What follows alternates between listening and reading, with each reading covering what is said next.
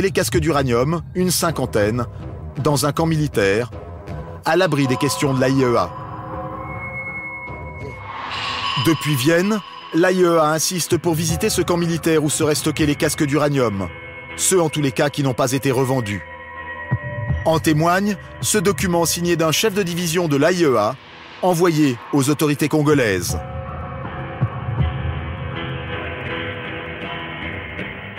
Nous vous serions reconnaissants de bien vouloir faire le nécessaire pour que les inspecteurs puissent avoir accès à cette base et disposer des matières en question. Sans résultat, on retrouve des indices de ce trafic jusqu'au-delà des frontières. Le plus hallucinant se passe au Congo-Brazzaville voisin. Selon ces documents, des casques d'uranium sont proposés à la vente par un ministre de Brazzaville pour son compte personnel.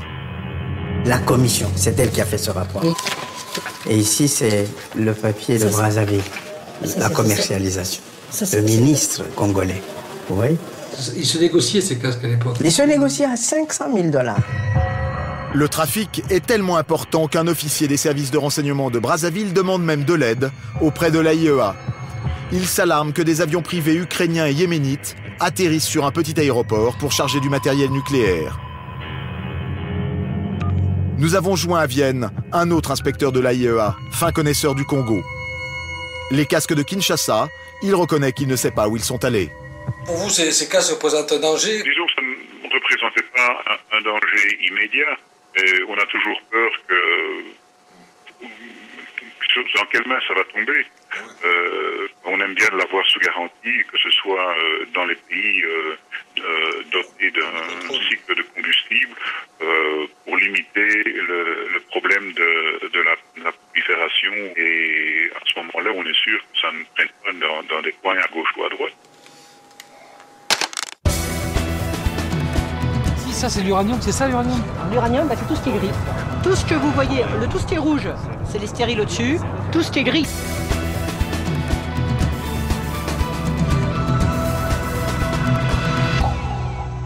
Direction, le Niger, plus au nord, en Afrique de l'Ouest. Ici, pas question de trafic, tout se passe d'État à État, tout est officiel. Ce jour-là, grand raout en plein désert. En hélicoptère, le président nigérien vient inaugurer le chantier d'une nouvelle mine, Imouraren.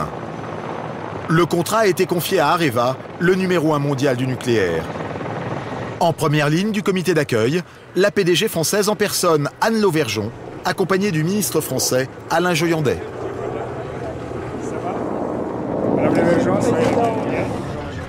Plus de 1000 Touaregs sont à la parade.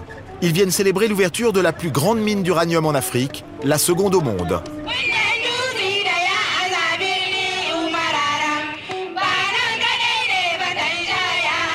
Une manne inespérée pour les nomades de la région et un beau contrat pour la patronne française. Atomic Anne, comme on la surnomme. Classée parmi les 10 femmes les plus puissantes du monde par le magazine américain Forbes. D'un côté, 40 ans de partenariat gagnant-gagnant dans la production d'uranium. De l'autre, 40 ans de collaboration s'ouvrent à nous pour permettre d'ici peu la production de 5000 tonnes d'uranium par an. 200 000 tonnes d'uranium sont sous nos pieds.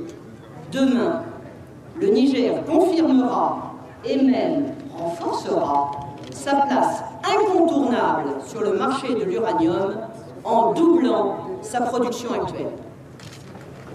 Je vous remercie.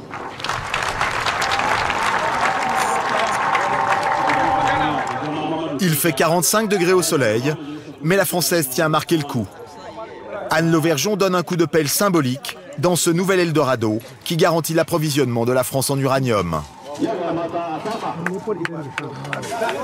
Même quand il est officiel, le marché de l'uranium est très secret. Mais la PDG accepte de faire une exception pour nous en parler. Elle nous emmène dans son avion. En réalité, derrière les flonflons, il lui a fallu plus de 2 ans de négociations âpres pour arracher ce nouveau contrat.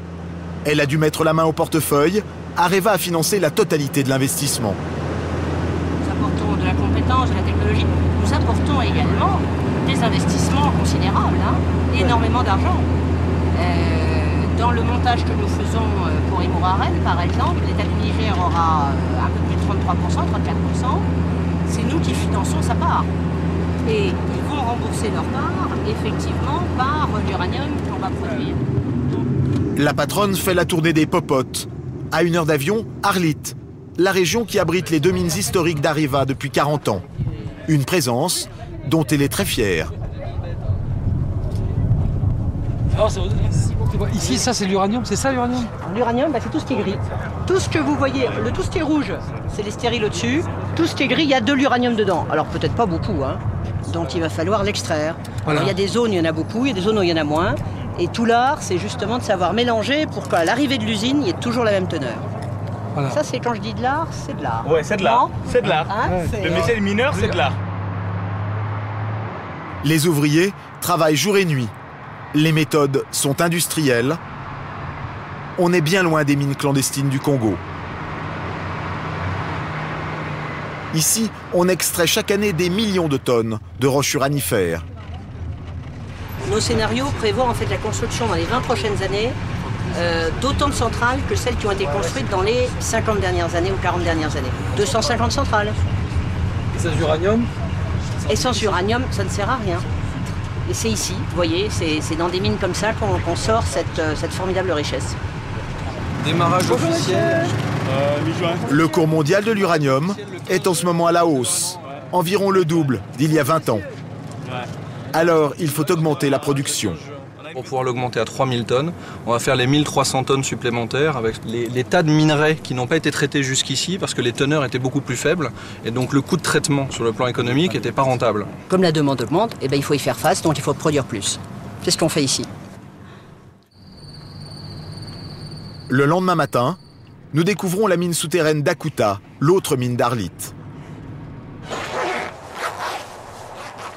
Pour descendre au fond, il faut revêtir une combinaison, question de sécurité. Ça, c'est l'habit du mineur? Oui. Il faut un casque? Pendant plusieurs années, la compagnie a été accusée de ne pas respecter les règles d'environnement en matière de pollution de l'air et de l'eau. Selon un rapport de la CRIRAD, une ONG française, la contamination de l'air ambiant se poursuivrait autour de la mine. La compagnie affirme, elle, avoir pris toutes les mesures pour empêcher ces propagations. Fait exceptionnel, elle accepte de nous ouvrir les portes de ses boyaux souterrains.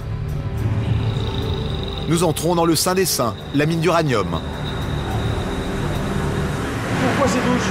On essaye au maximum de garder l'espace confiné, de retenir les poussières qui pourraient charrier les matières radioactives à l'intérieur de la mine. Donc on arrose, la poussière qui peut voler est fixée au sol, Elle ne va pas à l'extérieur. et elle ne va pas à l'extérieur. Pas contaminer Elle pourrait contaminer, et donc là on limite au maximum. Donc on essaye d'arroser dans la descendrie et le long des pistes d'accès principales. À 250 mètres de fond, l'air est frais. Ici, les galeries courent sur 250 km, un labyrinthe. Ça, on est en plein milieu de la galette? Ouais. On est en plein milieu du gâteau, là. Toujours, c'est que du uranium. En fait, il y a plusieurs gâteaux. Là, on est en plein milieu d'un gâteau. Les ingénieurs sont très fiers de leur savoir-faire. Une foreuse creuse des trous dans la roche. On y placera des charges d'explosifs. Le filon d'uranium est entre ces traits rouges, large d'un bon mètre. On est en plein cœur du gisement. Ouais, en plein cœur d'un gisement. Donc il y a une teneur moyenne là pour l'instant d'à peu près 3,2 pour 1000, donc 3,2 kg d'uranium pour une tonne. Et le gisement l'a développé aujourd'hui dans 500 mètres sur cette direction et 200 mètres dans la direction est, par là. Surprise, ici pas de combinaison étanche. Nous ne sommes pas dans une centrale nucléaire. Mais il y a tout de même des risques pour ceux qui travaillent. Alors on prend des précautions. Le taux de contamination de chacun est suivi de très près. Tout le personnel au fond à ce dosimètre. On a les normes qui sont à respecter, qui sont de 20 millisieverts par personne et par an. Ici, nous, on s'est fixé la limite de 18 millisieverts. Et on arrive à contrôler les gens. La dose maximale aujourd'hui, elle est de l'ordre de 15-16 millisieverts. Vous, ça fait combien d'années que vous êtes ici? 30 ans. Et alors, vous êtes à combien? Je tourne autour de ce que je parlais 18 ans. Il faut bien aérer, comme ça le radon n'a pas le temps de se... Et prendre son repos dans les endroits qu'on a aménagés, donc on est sûr, et qui sont contrôlés pour tout ce qui est émissions de gamma et radon. Si c'est un problème de barrage, par exemple, ou un problème de gaine, ou un problème de ventilation, tout de suite on fait des recherches, on trouve la solution, on corrige avant de continuer. On arrête le jet. Retour à l'air libre. Direction l'usine de transformation. Le vice-président en charge du secteur minier de tout le groupe, Sébastien de Montessu, mène la visite. Je vais le faire moi et puis je me laverai les mains. Vous n'avez qu'à rester ici. Devant nous, une montagne de minerais d'uranium. Radioactif mais pas trop, apparemment. Là, c'est de l'uranium naturel. Hein. Enfin, l'uranium, de minerai d'uranium. Vous le touchez avec un peu de... C'est quand même... Vous se lavez les mains? Non, faut pas l'avaler. Faut se laver, donc après, il faut se nettoyer les mains. Mais c'est pas... voilà. Oui, parce que 2 kilos pour la tonne... Oui, c'est pas ça qui va... Oui. Faut pas le manger. Oui. Donc là, on voit, il y a des grains d'uranium légèrement ocre. Donc ça, c'est de l'uranium naturel qui va être passé ensuite dans l'ensemble de la machine pour pouvoir être extrait et puis concentré. On s'engage de plus en plus sur des contrats sur 20 ans, 30 ans avec nos clients. Donc on veut pouvoir leur démontrer que dans 20 ans, on a d'ores et déjà les capacités pour pouvoir leur fournir dans 20 ans l'uranium nécessaire pour leur centrale. Broyé, noyé dans des bains d'acide, le minerai ressemble à de la boue grisâtre.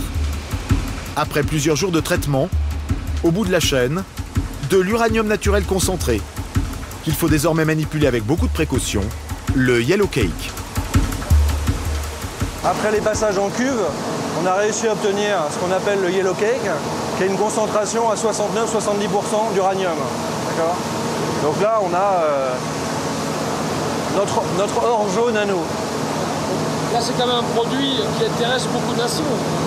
Ah oui, tous ceux qui veulent passer à l'énergie nucléaire. L'électricité nucléaire, tout part de là. Si vous n'avez pas ça, c'est pas la peine de construire un réacteur. Pour le nucléaire militaire, c'est la même chose. À un moment donné, ils sont obligés de commencer par cette étape aussi. La grosse différence, c'est que l'uranium militaire, il va être beaucoup plus enrichi que l'uranium qui va être utilisé dans les centrales nucléaires. Le Français se veut exemplaire en matière de respect des lois internationales. Il sait que ce yellow cake peut attirer la convoitise de beaucoup de monde. Alors ces fûts ont tous leur brevet de légalité, un numéro et une étiquette officielle. Et ils les récupèrent, ils les notent, ils les marquent pour s'assurer que la production qui sort en uranium naturel, on est capable de tracer la destination finale de ces fûts. Est-ce que vous déclarez chaque fût, par exemple à Vienne, à l'AIEA? Oui, tout à fait, tous déclarés. Aucun risque ici que ces fûts ne finissent entre des mains inconnues.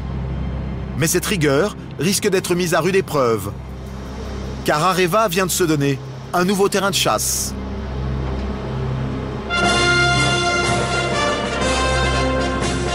La République démocratique du Congo.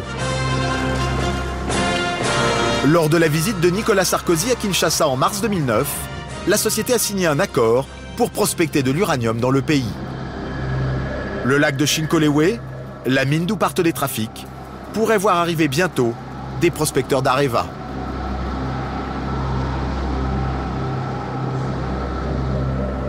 Plus il y aura de centrales nucléaires dans le monde, plus les grandes compagnies vont devoir exploiter le minerai dans les régions à risque.